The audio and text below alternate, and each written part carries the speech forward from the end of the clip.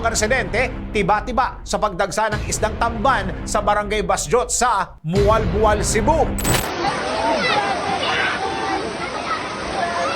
Tila inulan ng sangkaterbang isdang tamban ang Panagsama Beach sa Mualbual, Cebu at halos takpan na ang tubig dagat.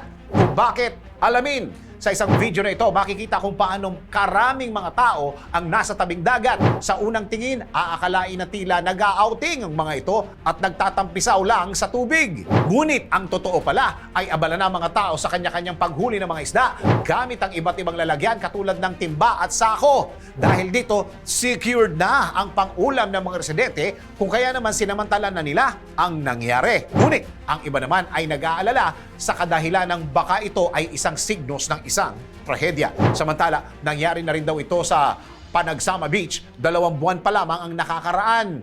Pinaniniwalaan naman ng mga eksperto na resulta ito ng tao ng closed fishing season na kung saan sa ilang buwan ay panandaliang itinitigil ang panghuhuli ng mga tamban para bigyan ng pagkakataon na makapagparami.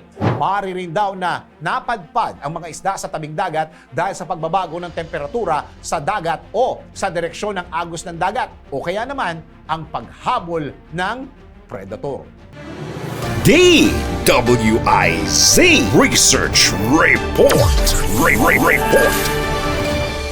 Thanks for watching. Ito po ang Aliw Broadcasting Corporation stations DWIZ 882, DWIZ News FM Regional, Home Radio 97.9, DWIZ News TV at Aliw Channel 23 nationwide. Kami po'y nagbabalita ng tama, naglilingkod ng tama. Like, subscribe, and follow.